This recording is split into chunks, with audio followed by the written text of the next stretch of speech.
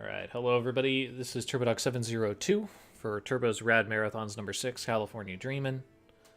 I'm going to be doing Dragon's Crown, New Game Plus, New Character, 9 Talismans, and I'll kind of explain that in a moment here.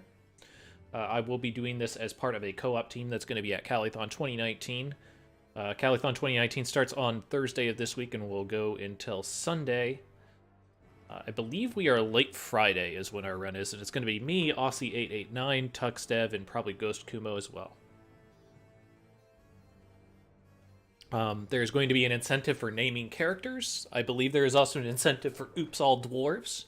So if you like to see some big burly bearded guys moving around, then you might want to submit for that. Anyway, we are going to go ahead and get started here. So let me kind of break this down. New Game Plus means that we can start with a file we have already cleared the game with. New Character means we cannot use a character that we already have, and we may not use gear that we had previously. So we can't like take overpowered gear and apply it to a new character. All the equipable gear that we get, we must obtain in the run. That being said, by doing a New Game Plus, it allows us to start at level 15. It allows us to skip the tutorial, and it allows us to go to the Talisman dungeons, which there's 9 dungeons in the game. In the normal game, you go through all 9 of them, and then you go through all 9 of them again. And there's like a separate route that you take to get to the Talismans, and you have to meet kind of special conditions to get the Talismans. But I digress. We're going to be going and starting up here. Who's given me a name? Let's do this. Give me a good dwarf name. Wow, Jeroboam. Jeroboam.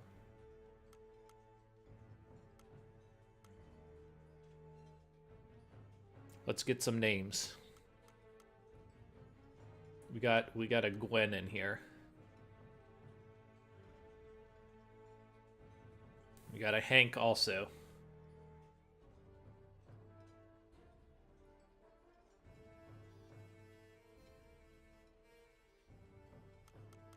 We got anything else going?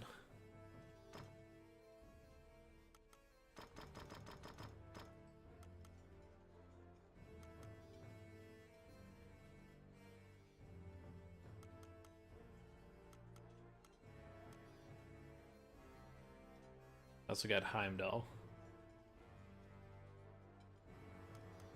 So we got a lot of H's and a lot of G's.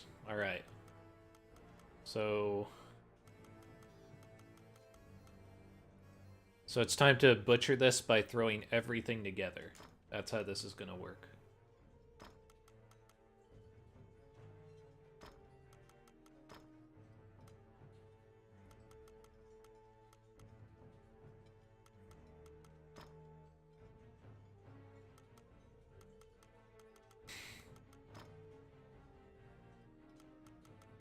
We got Hink. Hink's going to be our dwarf. That's about as close as I can do while getting all of them. Sorry, we need to, this needs to be a Y, right? There we go. We did it, boys. Alright, we'll do a Japanese dwarf for this one as well. Alright, so, as I mentioned, we can skip and start at level 15, which is what we're going to do. We are also going to skip the tutorial, and we're going to get into this. So, we're going to get started at 3, 2, 1, go. So at the very start of this game, we are going to hit the item shop. We've actually pre-manipulated the shop to have some certain items that we want for the run. Among these are going to be some strength drafts and some healing potions. All of these are very useful for the run. After that, we're going to immediately head to start learning skills at the Adventurers Guild. Before we learn skills, though, we're actually going to pre-complete some quests. So this is another thing that New Game Plus allows you to do, is I can actually skip quests. And even though I won't get the experience for them, it will give me the skill points for them, which is quite useful. There's a request. Ah. Little stumble there. There's a job.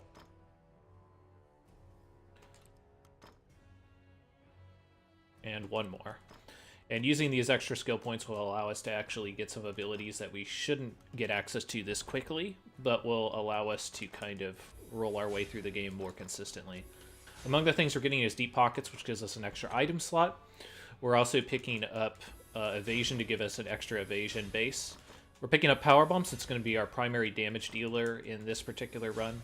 A couple of utility things to increase our longevity and toughness and trinkets. We're getting Powder Mastery, which increases the damage we deal with our fire abilities. And those fire abilities are going to include Fire Barrel, Bomb Satchel, which I'll talk more about later. We're going to pick up Grand Smash to improve our Power Slam attack, which again I will also talk about as well. And after that, we're going to go ahead and dip out of here. We're going to go ahead and fix our bags a little bit here.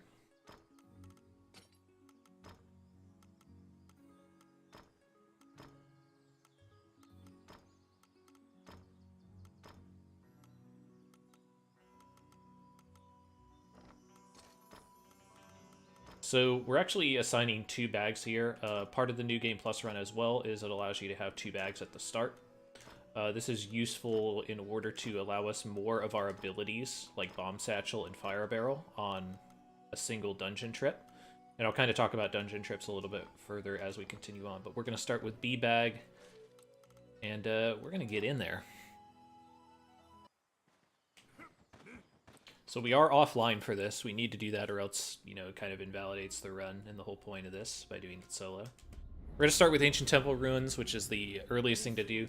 So something to note, we are going to be fighting level 25 monsters as a level 15 with very bad gear. Which is something that you can't really underestimate. Like, gear is a thing in this game. If you've never played this game, you can think of it like the D&D beat-em-ups that Capcom produced, but with Diablo loot-style mechanics. As part of this, we are going to want to loot some chests, which is something that you don't typically do inside of like a New Game Plus run, because normally you have access to the gear you need. But when you're talking about this game, in this particular run, we need all the help we can get.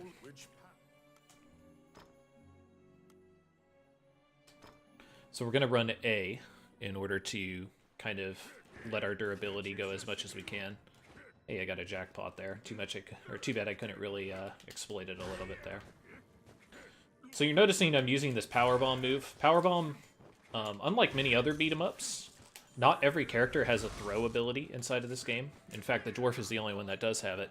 So using his throw is extremely crucial in developing crowd control strategies, and for dealing huge amounts of damage without having to worry about my gear. The power bomb damage does not seem to be at least heavily affected by gear, if not at all, unless you get certain pieces of gear that specifically increase your throw damage, which is not super common. There I'm using the long distance throw on my power slam in order to have a long range attack. So enemy compositions are rather random. There are specific places where you can run into fights.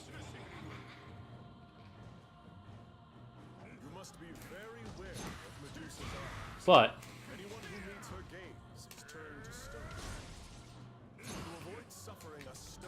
ooh, dang.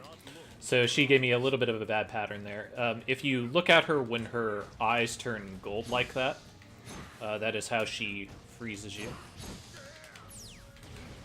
Very important to get out of the way of that. By doing Power Slam, I do initiate a large amount of invincibility. So that's why you'll see me commonly doing that, especially against certain bosses. Kind of having to play a little bit defensive here. The purple is one of the worst patterns that she can give you because those things do a bunch of damage. Luckily, I was able to kill her before too many things went out of control. Not dying on Medusa is always a nice thing.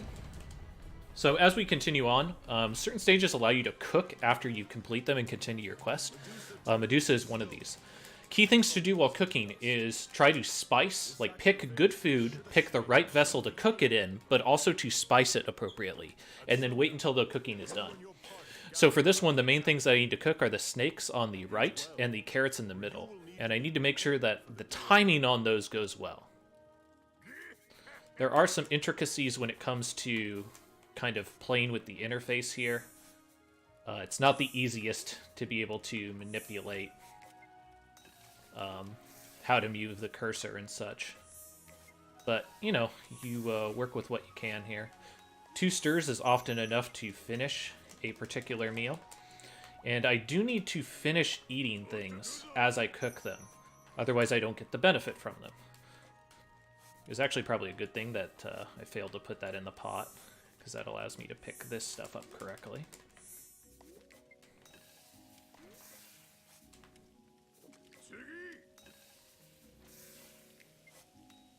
So for a good cook, I'm looking at about 20% to both attack and defense, if I do well on this.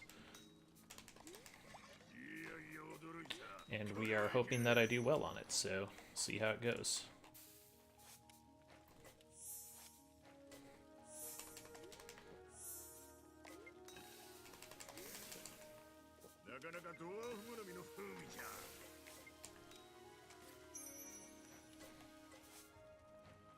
So I am being a tiny bit sloppy with making sure that food is always getting cooked.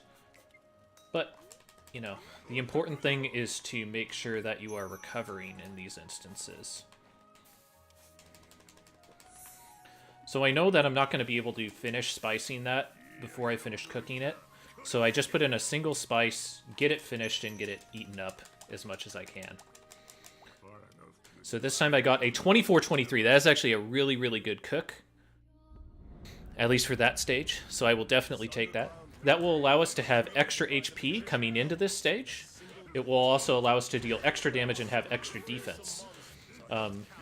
Being able to cook well is extremely integral when you're talking about high-end play of this game. And it is very much a skill that you kind of need to develop over time, because you got to get used to the timings of when food is going to be ready,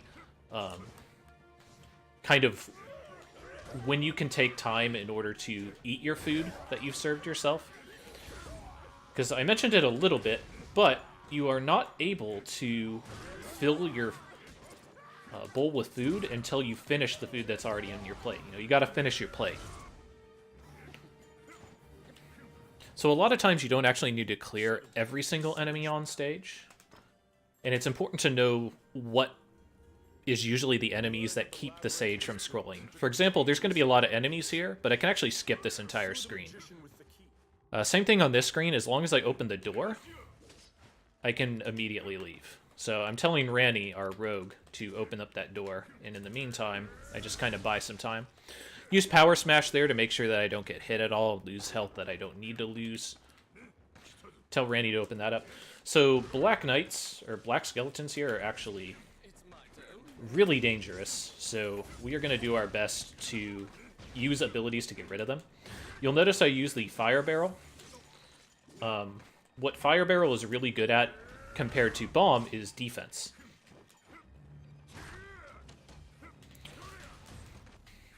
And I guess I can talk about that a little bit here. I'm going to break this. It's a little slow, but I want the food out of it. Food you can eat outside of combat without blowing your potions. It can also bring your HP over the max, which is nice. What was I saying? Oh, Fire Barrel. So Fire Barrel allows you to make a barrel, and that barrel will allow you to either pick it up and throw it for a big fire AoE, or you can set it down and have something else break it. And what's really good about that is by allowing somebody else to break it, you can set it up defensively to make sure that it's going to hit a lot of targets or protect you as you're going about your business. So unfortunately, we got 2 Mud Golems there. By getting 2 Mud Golems, we lose about 40 seconds or so, which is unfortunate. But, you know, you learn to roll with the luck you're given. And just kind of set yourself up for success wherever you can. So another big part about power slamming is also just trying to hit the most enemies possible. What's really nice is that normally when you power slam with other guys, you are giving up a significant portion of your damage because you are going out of your way to lose your weapon. But again, because the dwarf can throw, that is much less of a concern. So here we're going to use the key to be able to start the door locking up. If you shut the door before the other cycler keys standing, you may still have a chance to control the So this is Boulder. Quite a few bosses allow you to get a boulder and use it. cyclopees are furiously resisting your attempts to close the door. And this boulder is really nice because you can't throw bosses. You also can't throw elites. So a big part of this game is also getting off good boulder lockdown. I'm using the power slam here to break the hands that are trying to keep the gate open. That's how you get the talisman for this particular stage. I mentioned that talismans are obtained by fulfilling certain objectives. And that's the one for this stage. Your attempts to close the door.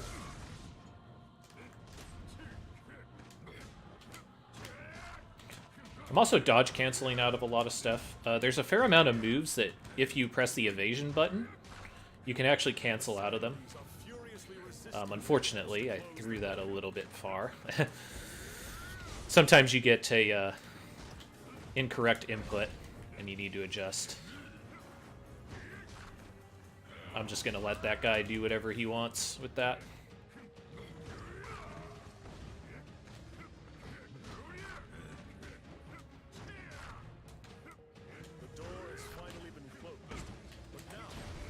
Nice. So that's bombs. So bombs are actually insane. They do a ridiculous amount of damage. They have a pretty medium-sized AoE, but you get so many of them. And that's what really, really makes this route sped up from what was originally considered for it. In the age of the gods, So shoutouts to Flicky and Bangera for tipping me off on just how strong bombs are for the dwarf. Definitely something I would not have put together on my own. So this is another instance where it's possible that the scorpions don't lock you out, but sometimes it's better to just kill everything just in case they do. Wow, this guy's... I was gonna say, they really didn't want me to get out of that stage quickly. If you ever leave your weapon on another screen, Randy will come over and drop it off for you. Hopefully. Doesn't always happen, but one can hope, right? prevent the resurrection of the demon king. You decide to stop the So we skip all of this screen. We will stop at the end to break this box, because sometimes it has food like that. is causing And in an instance like this, where we have a little downtime, we can actually eat to recover more than max health. And since I was full on food, this was a good place to do it.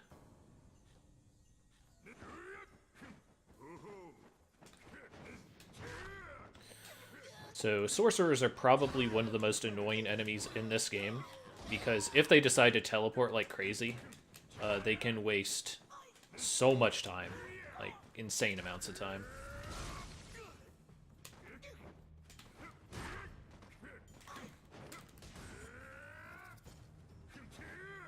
the magic circle you discovered. So we go in the magic circle. Oh no, we did it on accident or something. We actually didn't do it on accident. The magic circle and have been transported to the demon realm.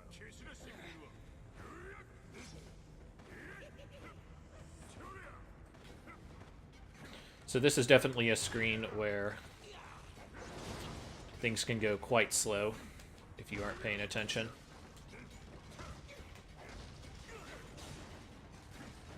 Alright, so I have a fair amount of resources here. So I could probably use a bomb here. Nice. And that was the end of that. Sometimes you'll have a much more extended fight there. So it's nice that that was not the case. So unfortunately, these guys are getting in my way, and I'm grabbing them, which is not what I want to do, actually. Believe it or not. I'm going to drink a potion here. Once again, just trying to use the invincibility here to buy myself some time.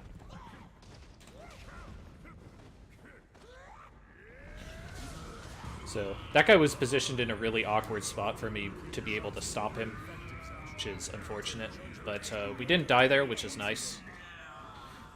When you die, you have a certain amount of lives you can have before you continue, but especially early on in the game like this, it's really difficult to deal with deaths because they damage your gear. If your gear ever breaks in this, it's no good. It's really no good. Because you don't have any gear to fall back on, and the vast majority of your damage and protection is coming from this stuff. That being said, once again, the dwarf's ability to throw enemies greatly mitigates the risk of losing your weapon at any given time. Like, even though my weapon's over there, I could spend a little bit of extra time over there since I had people to throw. Once we break the cauldrons, that's everything we need to do there, but I will pick up some extra food out of this box.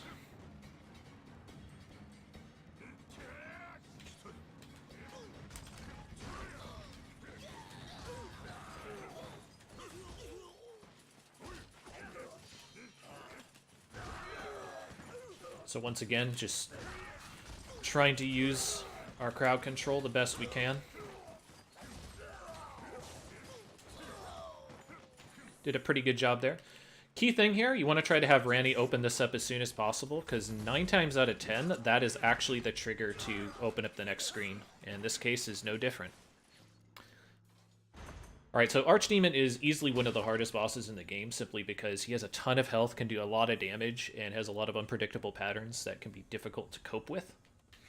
So we're going to see what we can do here.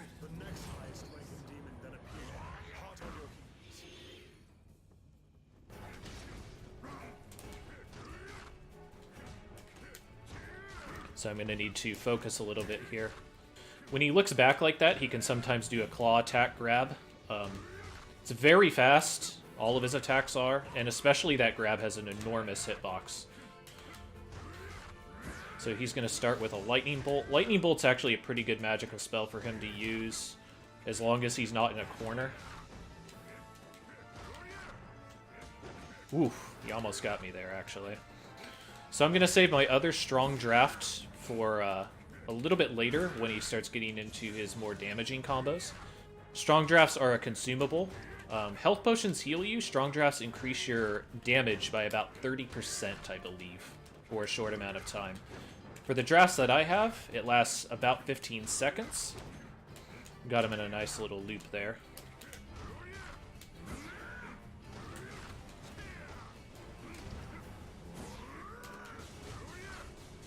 Ah.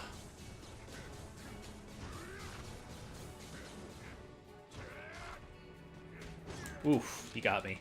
So that's the grab I was talking about. We actually went a pretty long time without it happening, so I gotta be a little bit happy about that.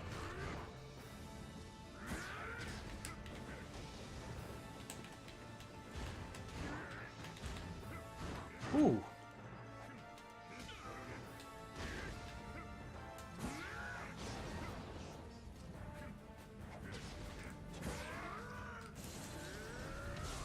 Ah, just barely. So no death there. No death on Archdemon is pretty rare. He has a lot of things that can just completely wreck you out of nowhere, so I'm pretty happy with that. Now that we've done 3 fights, we are going to go back in order to get our levels and kind of repair and see what gear we picked up. So the first thing we need to do is identify what gear we got. Unfortunately, we're just barely 1 level down from where I usually like to be. Hopefully that's not going to be an issue, but we'll find out. So just identify all of this stuff, because you never know what might be useful. The rest of it is for other classes, so go ahead and roll with that. And that's the first 3 talismans.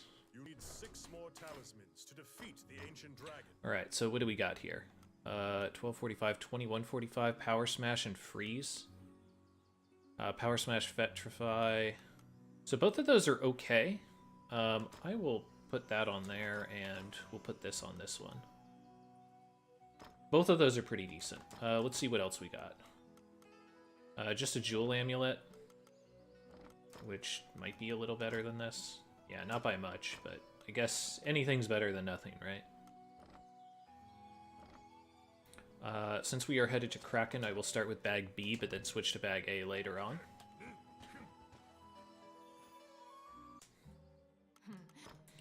You actually probably don't need to repair here, but I'm going to do it just in case. Just makes it nice and easy. We're going to hit the Adventurers Guild. I hope that I have enough levels for the 2 things that I normally get. If not, this could be a tiny bit awkward. Okay, so we did get the 1. Okay, we didn't get enough for the trinket, which is unfortunate. Oh well. We did get Power Slam, though, which is the other major thing that we wanted. So, we missed out on Powder Mastery,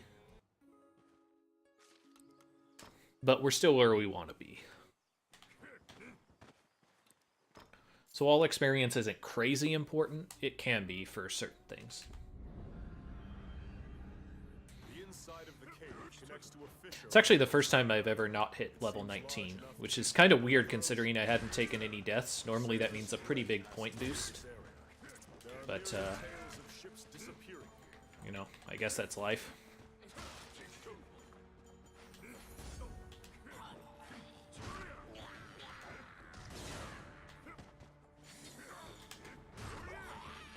Okay, we actually don't need to kill those bats. We can just progress past them. A couple fights here with lizardmen. There's up to 3 encounters with them here.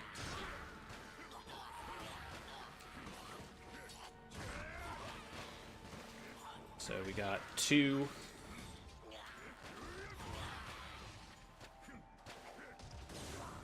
And that was the 3rd. So that was a shorter encounter also for the 3rd, which is nice. So we're on our way to kill the Kraken. For that purpose, we have to get on a boat, which will take us to the shallow waters, so that we can deal with the Kraken. Zombies are the worst. They can actually grab you while they're on the ground. And if you get an elite zombie, which are red, you cannot even grab them, which is extremely frustrating. The next screen we're going to go ahead and skip, because we don't need to fight everything in it. And then we're supposed to ride this boat, but instead we're going to get it sunk, because it's considerably faster than waiting for it to reach its destination. So these 2 tentacles can either slap the deck, or they can slap and then curl, like that. That is a throw, where they grab you. If they slap the deck, it does damage to the ship. If it curls, it does not. So we're hoping for slaps. The tentacle on the mast itself does a huge amount of damage over time, though. So that's the main component of damage, but if you're able to get some good slap patterns, it can help out a lot. I haven't worked out the difference between the worst and best RNG on this, but this is kind of bad RNG. Not poor or terrible, but not particularly good either.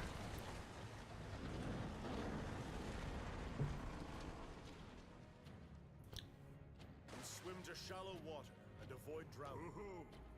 All right. Saw the Kraken go into this cave. Now it's yours. Press your advantage.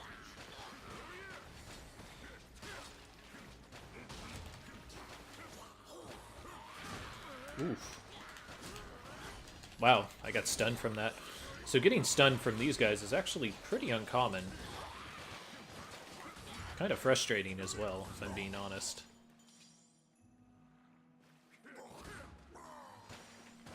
Alright, I'm going to drink a couple health potions here, because I'd rather not die immediately.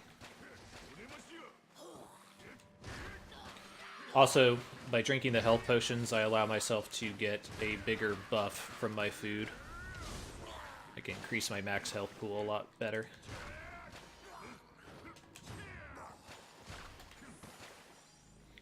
Alright, so we no longer have health potions to use on this particular item set.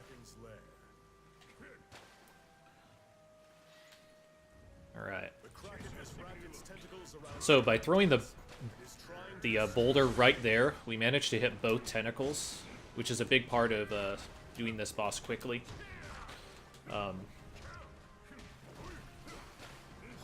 So here's the adds. We want to try to use the adds as makeshift boulders.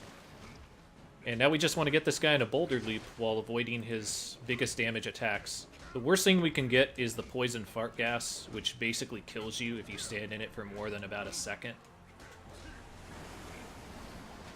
And this is it, so it's kind of a jerk for doing that, but what are you gonna do? So this was actually a bad spawn for the guys to spawn at this time. They're also protecting the front of the Kraken, so I can't even really get to him super well. But, you know, you do what you can. Because you must.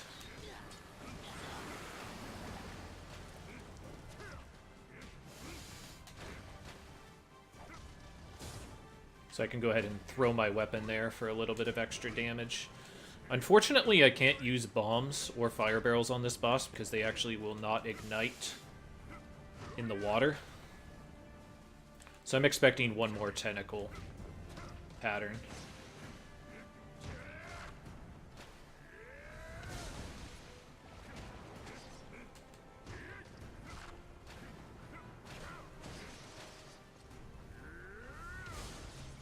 Wow. So normally that guy would have been hit by that, but... So I decided to push the pace there. Dodge the wrong way, or else I would have killed him a tiny bit faster. Kraken's a pretty important cooking session. Kraken will have 2 boss meats that come up. So you notice there was the snake. Well, each boss, or many of the bosses, have a meat that's associated with them that if you kill them, it'll be here. So the Kraken tentacle, the one with the suckers kind of in the middle, is the Kraken meat. I will get 2 of those over the course of this cooking session. It's extremely vital that I make the most use out of those, which means that I cook them with all 3 spices and I make sure that they get a full cook, because that'll give me an enormous boost to my effective power by doing that.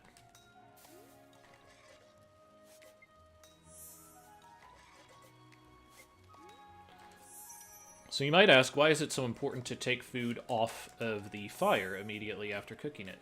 Well, you can actually burn your food if you don't pay attention, so kind of important to pay attention to how long something has been cooking.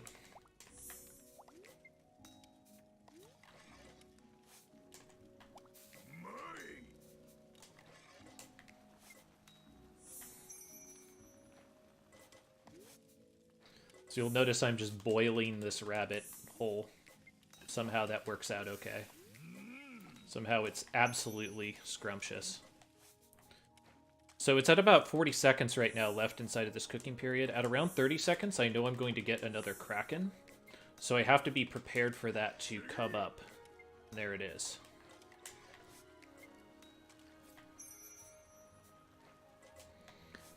So once again, getting this Kraken sorted away is very important.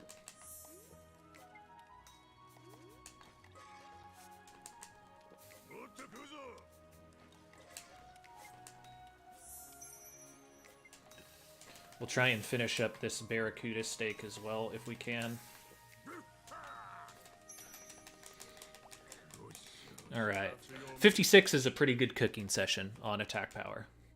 I have gotten about 62. If I had done it a little bit better and gotten that Barracuda at the end, I probably would have hit 62. So Bilberon is actually a significantly easier stage than it might seem at first.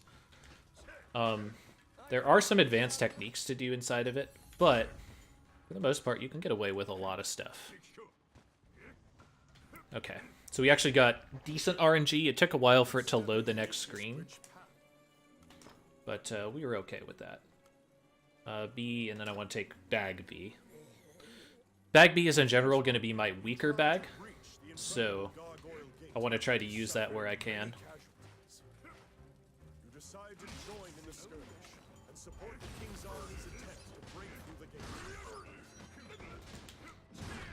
And then save my bag A for any really difficult fights. So I got a couple of bomb spawns. That allowed me to get away with a little bit of a faster strat, which is nice. Hey! Got to skip that battle. That's cool. We actually have plenty of food here, so we don't need to break the rest of those. This is a really cool strat that I like for this screen. You throw all those guys over there, and that stops them from igniting the barrels consistently. We're going to have a similar strat kind of here, except we are going to break the barrels. But we use our power slam here to avoid taking damage from them. So as you can see, like, use of your power slam is very key in mitigating damage as well as dealing damage, particularly for the dwarf, because of his varied offensive options. Like, I know I keep repeating myself with that, but it really is, like, one of the really big keys to playing this game well. So the big orcs there are the only people that need to be killed. The rest of them we can skip over. It's very easy to get sniped from random flaming catapult balls there. The notorious Gargoyle Gate, the game says.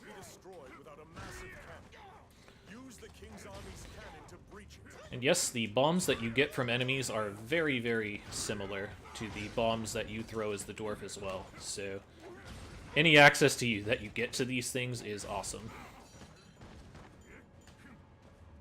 See if I can eat. Okay, so I've already gone over my limit for eating things on this. Okay, so we do that sequence so that we can make sure that we kill off the swinging crossbowmen. I'm going to go to the back here to make sure that I deal with this caster as soon as I can. We get access to these cannonballs. In just a little bit, we will have a cannon spawn, and we will need to take these cannonballs to the cannon and have them do stuff. We'll also need that torch that dropped off of that guy, which I'll sort out in just a moment here. For now, though, I want to get some power slams in there. Alright. So there's our cannon. So we load it with a cannonball, use the torch.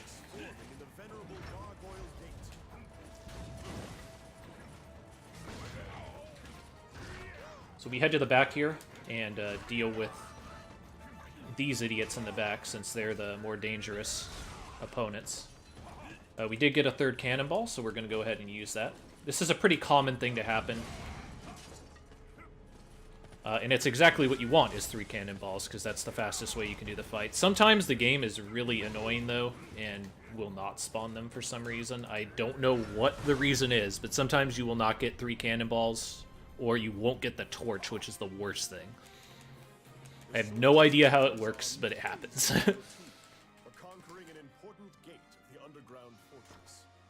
So we still have a really big food buff, so we want to take that into the next stage. Once again, we're going to be doing 3 stages before we return to town. Wraith is a pretty dangerous fight in general, so we wanted to head in here with as much effective power as we could, which is exactly what we're doing.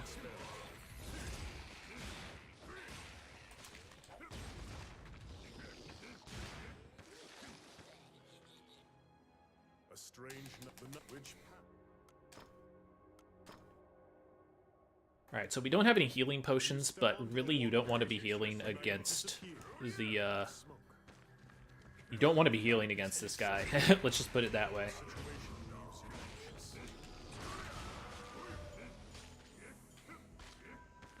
So we're continuing on here. We're going to go ahead and eat at the beginning of this stage, just to make sure we go in with as much health as possible. Wraith can be a pretty dangerous fight depending on what he spawns and how his spawns decide to attack you. So we're just trying to give ourselves the best chance that we can.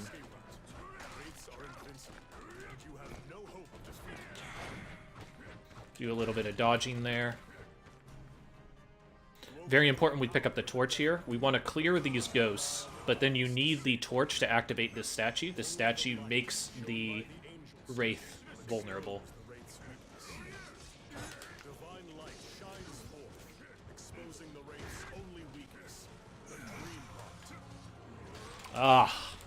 So this is pretty bad because he spawned a bunch of skeletons on top of the statue, and they're going to attack it.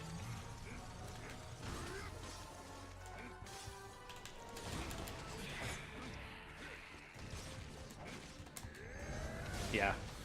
So unfortunately, because of that, they did a ton of damage to the statue, and I lost out on a lot of opportunity for damage there, which is unfortunate. So I'm going to wait for him to teleport over here, or walk over here. You know, that works too, I guess.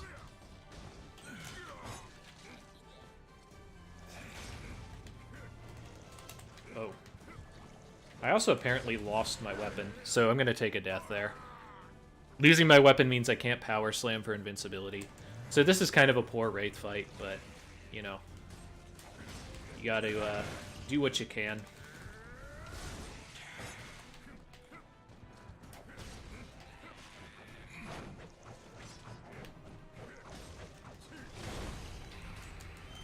So a really good Wraith fight can sometimes kill on the first barrel, or the first statue, but oftentimes will kill at the beginning or midpoint of the second. So that was a little bit slow. However, we're going to continue on. Can't let those things kind of trip you up. You just gotta let it go a little bit. Once again, we're going to kind of identify our items, see if we get anything good. Hopefully we do. Particularly weapons. Even though you don't use your weapons as much with Dwarf, they can impact your power slam damage. And if you get weapons that have plus to draconic damage, that can be especially useful, especially going into this last stretch of the game where we will fight 2 major dragon bosses. You need 3 more talismans to defeat the ancient dragon. 2145. Okay, so this is better for sure. 4154 in damage. 5154 in damage. How much damage? 8%. So this is actually slightly better. Yeah. But this is still really good, so we are going to use that. What else do we got?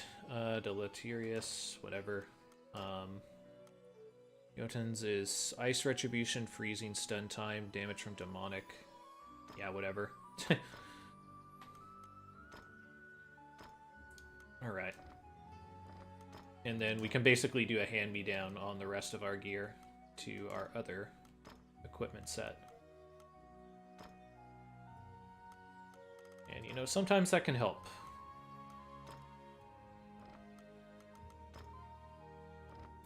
Alright, so we're going to start with B-Bag. Although we're quickly going to be switching out of that. Going to head to the Adventurers Guild, level up what we can here, before heading out to fight a red dragon.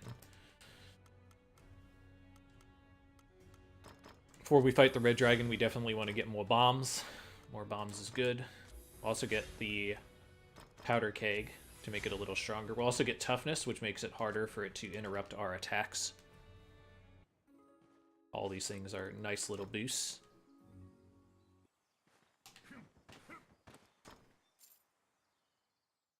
Getting ice damage on our weapon, while it's not draconic damage, both dragons, I believe, are weak to ice. So that can be pretty nice. Nice. So we skipped one fight. One of the fights requires you to kill 2 panthers. So skipping that's pretty nice. Allows us to move through rather quickly.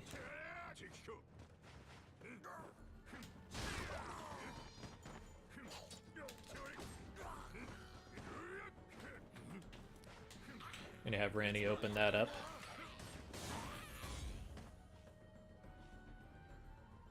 Dang. I was gonna say we got a enemy that was slow moving somewhere. Usually means it's a bat or a scorpion. So still going relatively well so far. We'll see if that continues though. Fairies are nice if you get them. They allow you to get extra points.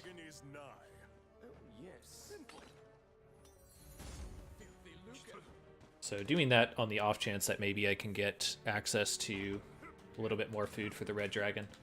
So for the red dragon, the big thing to do, we got to open up this door before we do anything. That's not what we wanted to do, but I guess we'll deal with it.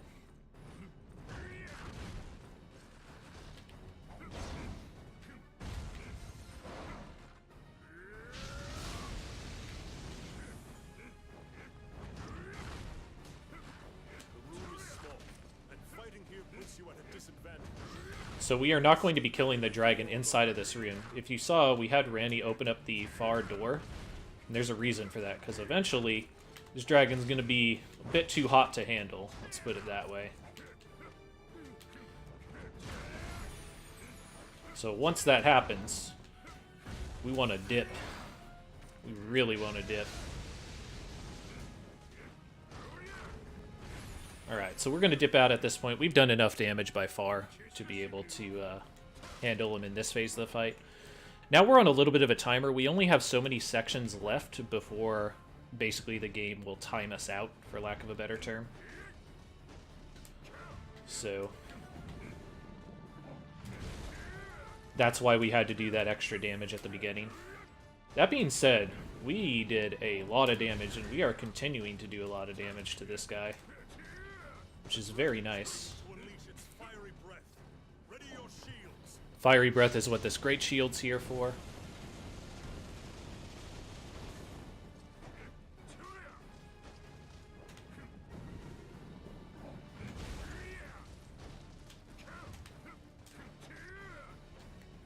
So very important that you kind of just let the dragon walk here. If you don't let him walk, he will sometimes stop midway, and that is not great. We want him to move because he gives us access to extra items that we can use for damage on him, which is quite nice. Give him a little bit of space there as he shoots his fireballs.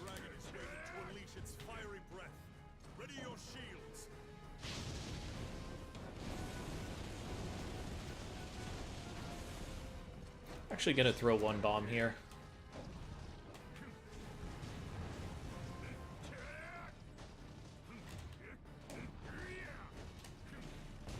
Ooh.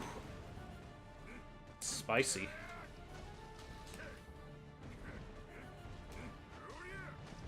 So while I said you don't really want to fight him as he's walking, considering how low health he was there, I was totally fine doing that. So now we're going to have another cooking session, this time with dragon meat. Dragon meat is by far the strongest meat in the game, but you only get one of them. So I mentioned that it's crucial not to screw up the kraken meat, even more so with the dragon meat. At sundown, you and your party gather around. If you're wondering what you do to dragon meat to make it scrumptious, you pan fry it with salt, pepper, and wine.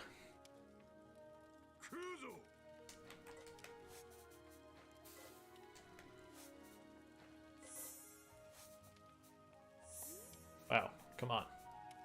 Or sometimes the wine doesn't want to get picked up. That's another thing that can happen.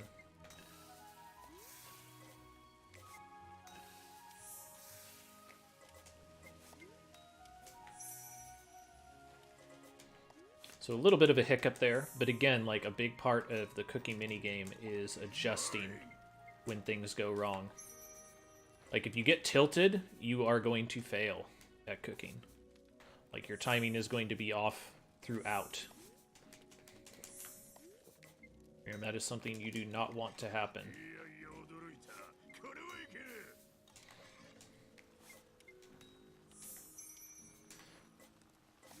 So, I mean, the most stressful part is over, which is making sure that we don't screw up the red dragon.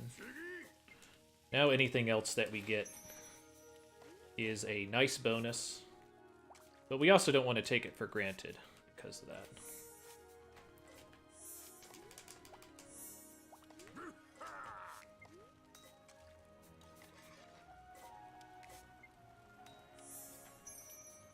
How you know if something's ready is it'll start steaming like crazy and you won't be able to stir it. Notice how we're just boiling these whole scorpions. I'm sure that would be delicious and work in real life just well. We only got 4 seconds left, so we're going to finish up eating here. We're not really going to be able to eat this. 54% is a pretty decent cook there. Once again, I have broken 60%, but we had a little bit of trouble grabbing the items there, if you recall. Normally you can just skip this screen, but since there was a fairy there and I'm a tiny bit behind on experience, I want to make sure I get access to that. Oh yeah, Vanillaware does a fantastic job of making food look scrumptious.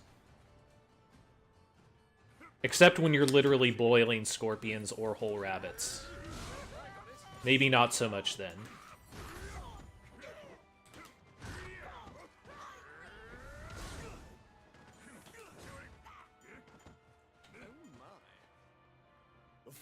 So the Chimera, who's the boss of this one, is not really that difficult of a boss, and the rest of the stage, for the most part, is auto-scrollers. So we can run kind of a lackluster gear set and get away with it pretty well. Now, we don't want to be too flippant, because we still need to kill these things before the end of the auto-scroller, right? But we can get away with a little bit of callous play. A little bit of disrespectful play, if you will.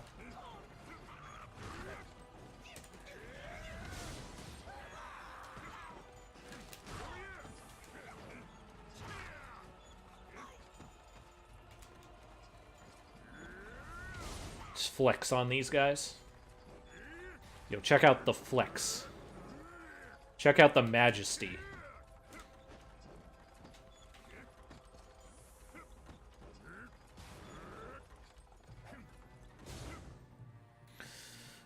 So now we got to go ahead and type in some runes. This is going to be the first rune activation you're going to see inside of here.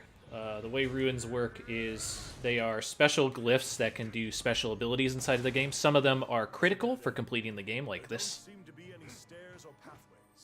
But oftentimes they will give you temporary buffs if you complete them. That being said, we don't really need them for the game, and they do take a little bit of time to activate, as you saw, if you're not on the Vita. Which, I mean, most people do not play this on the Vita, so... Typical elevator sequence here on the fine carpet. And just like any good beat-em-up, you always throw them off the cliff of the elevator. Funny enough, depending on what happens, sometimes you can get the imps to screen wrap. And if they screen wrap, then they can land back on the magic carpet at the end of the segment. Which is kind of cute.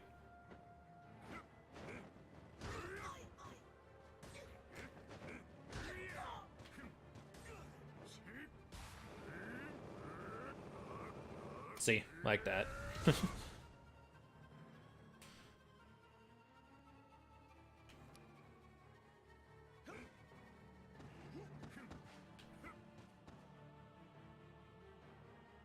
frantic researcher seems to have abandoned his experimentation and run off. The contents of the beaker are shaking uncontrollably.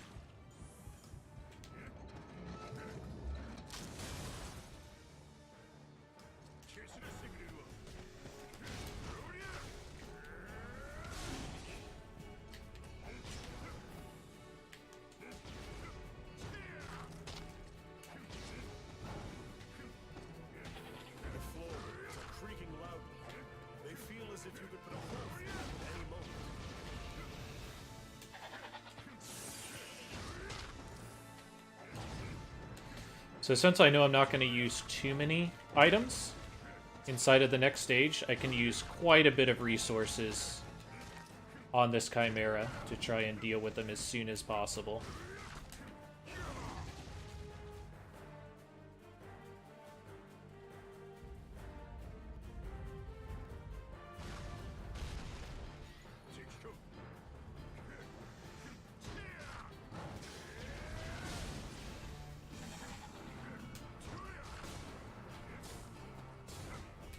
So I do still want to have a little bit of resources, so I held on to a couple. But as you can see, Chimera is pretty easily dealt with, especially when you have a lot of effective power from bombs and fire barrels. And strong drafts to spare. So this is going to be the last stage of the 9 Talismans, and then we got to complete the Ancient Dragon. A lot of the Monty Python references in this, including at the beginning, we're going to see Tim the Enchanter, which is cute. So those are the Panthers I was referring to. By defeating them, we're able to move on a little faster. So Wood Golems have 1 billion health, but they're not very strong against fire, so very helpful to do what I just did there.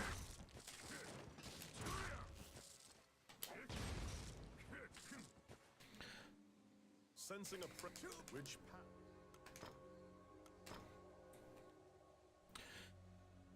So even though Killer Rabbit doesn't take a huge amount of time to defeat and not a lot of resources, the path up to him does take quite a bit of effort. And sometimes you do have to blow bombs and such in order to get to it in a time-efficient manner, which is unfortunate because you really want those to be able to DPS down the boss at the end of stages. But, wow. Didn't have my weapon for Power Slam. A few of these you can actually skip, like the end of that. You can skip this entire screen. So there's a lot of powerful guys in there with a lot of health. So being able to skip that helps a lot. Since this is water, I can't use flame attacks inside of it, so this screen goes a little bit slow when I get wood golems like this. However, I adjusted pretty well, I'd like to think.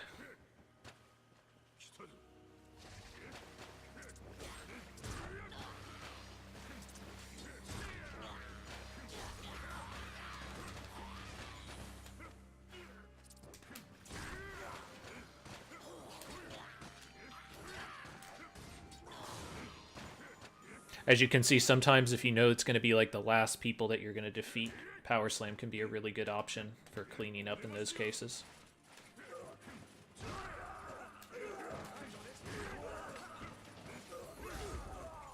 So unfortunately, that Gladiator didn't spawn particularly quickly, which means that I didn't get to use those guys to slam into him and do a billion damage. But we still did pretty well, I'd like to think.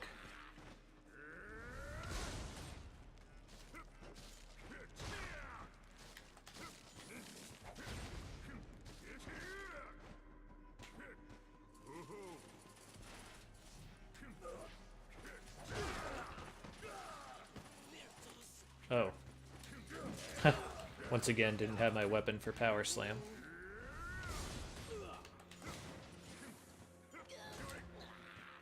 So I correctly assumed that the Gladiator was the thing that was stopping me from progressing. I'm going to pull out a bomb here so that we can start our cooldown for the next timers quickly.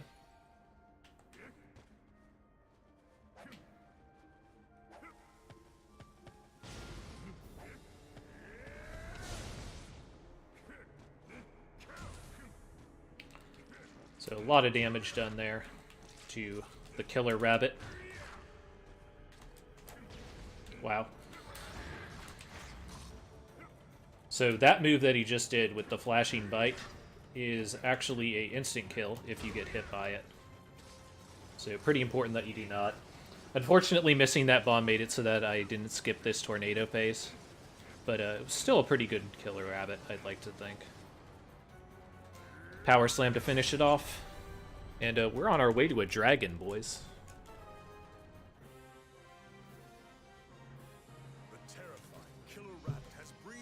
So the only thing we really care about on gear is if we get plus to draconic damage.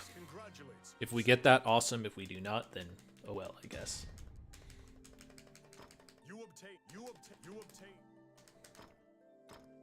We also are not going to gain any more levels. So it's not important for us to identify things that we wouldn't be able to equip. Yeah, we didn't get anything new. Little unfortunate, but it's okay. We will deal with it. Do you remember the rules that So we are going to change up what we have. We picked up a medium draft, which is going to be a lot more useful when it comes to fighting the Ancient Dragon. Medium draft will give us a much higher buff at much less uses, 2 uses instead of 3. But you really need the amount of time is what you want against the Ancient Dragon. Like, that's the thing that's far more important.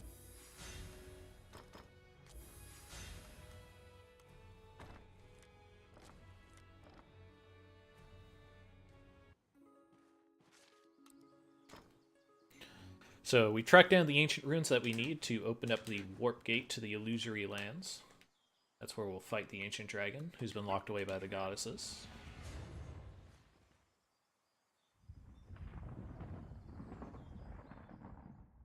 you step forth into the illusionary land. Stop here for just a moment to eat a little bit of food. Cannot reach you.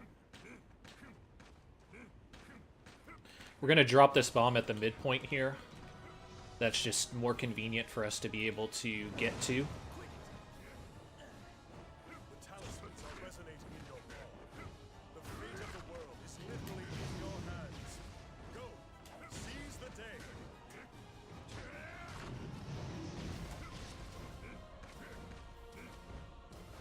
Wow. I am just completely botching throwing this boulder, but whatever.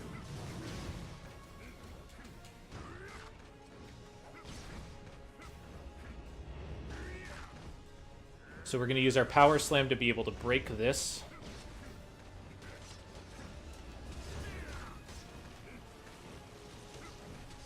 We're also going to use our Power Slam to break that and gain invincibility to go through it.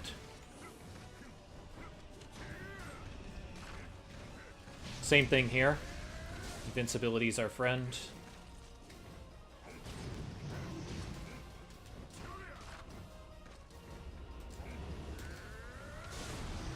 And that's time. That was a pretty good Ancient Dragon. I messed up on the boulder like 2 or 3 throws, which sucks. But that was a strong fight. Parts the clouds, the ancient dragon falls. You have returned it to its eternal sleep. The immortal dragon slumbers once again. Congratulations, hero. With your own hands, you have defeated a myth.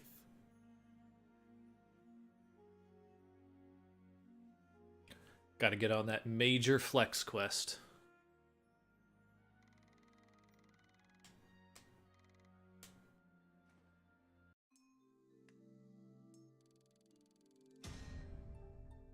Look at all them levels. The dragon's crown lay near the ancient dragon. It was the cause of this incident, but you can make it a symbol of hope. Without the demons, this is just an ordinary crown. However, the minds of the people have ascribed great power to it.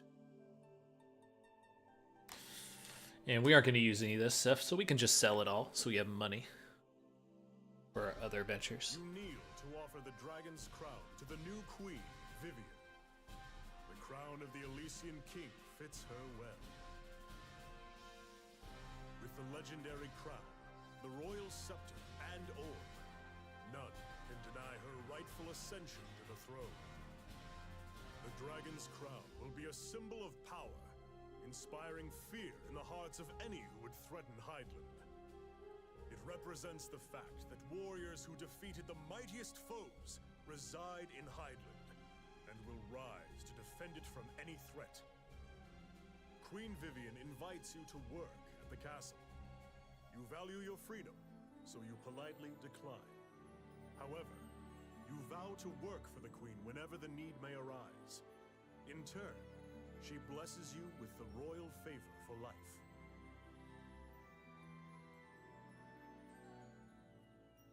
As you exit through the Great Gate, many soldiers turn and salute. You have completed a legendary accomplishment. Queen Vivian would lead Hydeland well, reclaiming its past borders and reasserting itself as a powerful nation. The tale of the Dragon's Crown ends here.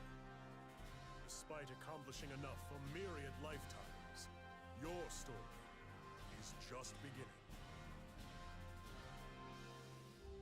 The dwarves had once built a great kingdom underground. Now, the few surviving dwarves lived banded together in small villages.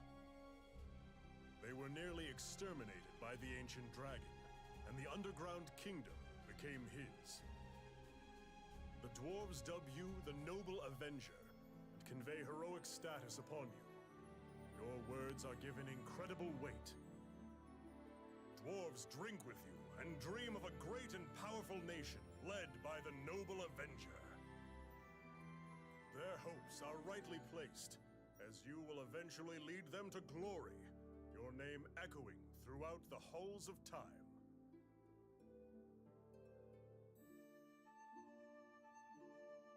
And that is Dragon's Crown. We're going to go ahead and have the credits play out here. Once we finish up here, I'm going to get Houseless Gamer set up with RE3 to round out the 6th of Turbo's Rad Marathons.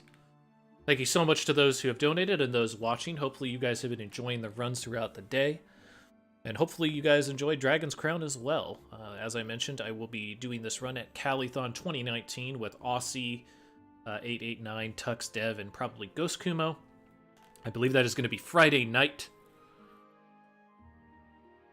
So be sure to check that out. Among the donation incentives will be a naming incentive, I believe, for each character. There will also be a donation incentive for Oops All Dwarves. Which will be everybody's a dwarf. Everybody throwing bombs.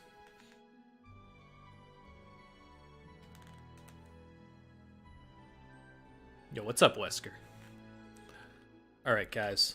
I will be back momentarily. Thank you for watching.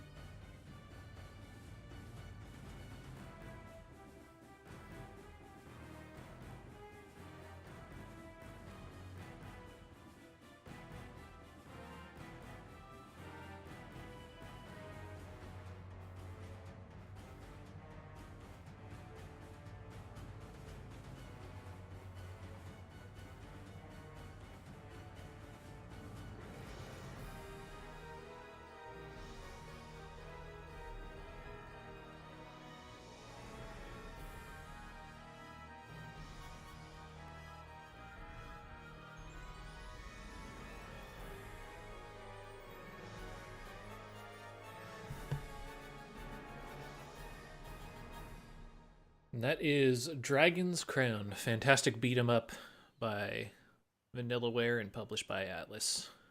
If you guys are at all interested in this game, it's available on PS3, Vita, and on PS4's Dragon Crowns Pro. An interesting thing about this game, it does have crossplay between all platforms, so definitely super cool. You notice that the image of Althena has been made